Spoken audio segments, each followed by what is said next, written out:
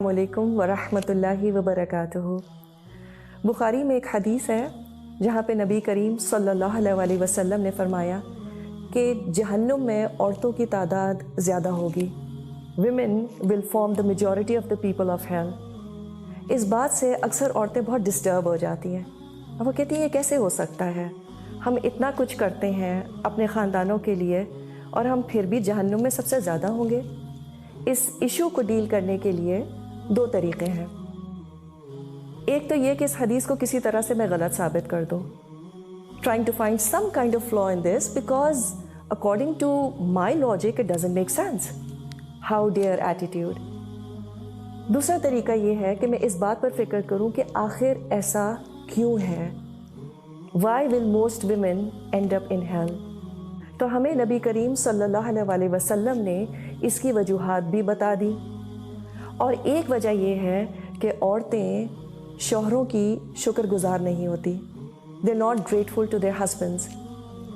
अब सवाल ये पैदा होता है कि किस बात का शुक्र, ये कि वो मुझे मारते नहीं हैं दूसरे मर्दों की तरह, या मुझे सुबह शाम खाना खाने को देते हैं, मुझे कपड़े बनाने देते हैं, ये तो सब मैं खुद ही अफोर्ड कर सकती हूँ।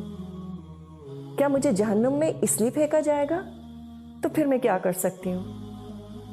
सवाल ये पैदा होता है कि क्या आपके शौहर सिर्फ एक ब्रेड विनर की जिम्मेदारी ही पूरी करते हैं? क्या उन्होंने कभी आपकी परेशानी में आपको अच्छा मशवरा नहीं दिया? क्या उन्होंने कभी आपकी बीमारी में आपका सर नहीं दबाया, आपका ख्याल नहीं रखा? या आप थकी हुई हो तो शायद आपको पानी ला के दे दिया हो, आपके लिए कॉफ़ी बना दी हो, किचन में आकर ज़रा हाथ बटा दिया हो? कुछ नहीं तो साथ आकर खड़े हो गए हो just to give you company. बच्चे जब तंग कर रहे हो तो उनको समझाया हो कि देखो mama does a lot for you, be nice to her. शायद बीच रात में कभी आपकी तबीयत ख़राब हो गई हो और वो उठकर फार्मेसी से आपके लिए दवा ले आए हो।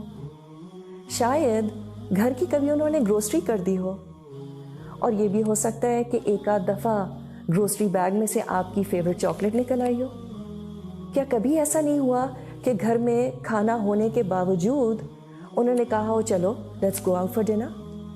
क्या ये कभी नहीं हुआ कि घर की छोटी मोटी चीज़ें, कोई नल का ख़राब हो गया हो और उन्होंने अपना आधा संडे उसको ठीक करने में लगा दिया हो?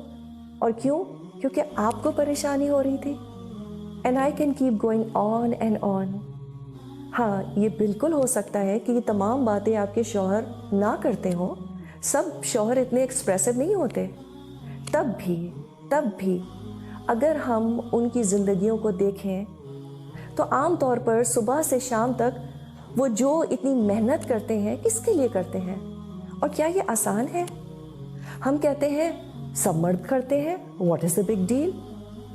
अगर हमारे शौहर हमें कहीं ये कह दें कि what is the big deal, सारी औरतें बच्चे पैदा करती हैं, उठो एंड गेट गोइंग, हमें तो लिटरली आग लग जाए, रोना धोना और पता नहीं किस किस को फ़ोन कर डालें कि इनको तो मेरी कदर ही नहीं है। तो मर्द पत्थर के नहीं बने होते, उनका सुबह से शाम तक काम करना इज़ अ बिग डील।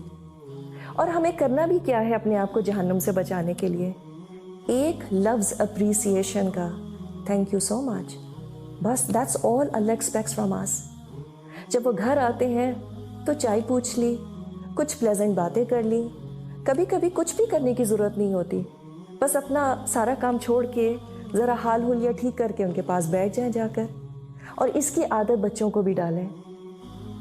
कभी माएँ पिकनिक वगैरह पर अपने बच्चों के साथ क्रिकेट खेलने की कोशिश करती हैं, तो मैं तो एटलीस्ट अपने बच्चों को कहती हूँ देखो ईजी बॉल कराना प्लीज़। अल्लाह सुब्हाना ताला is so merciful to us women, he knows us too well. Sometimes he gives us such easy balls to play. मगर हमारा सारा फोकस किस बात पे होता है? But why? थोड़ा सा ज़रा हाउ भी देख लें। It can't get easier than this. And to think of it, अल्लाह ने छोटी छोटी बातों में हम औरतों के लिए इतने बड़े बड़े रिवॉर्ड्स रखे हैं। अल्लाह को ट्रस्ट करके तो देखें।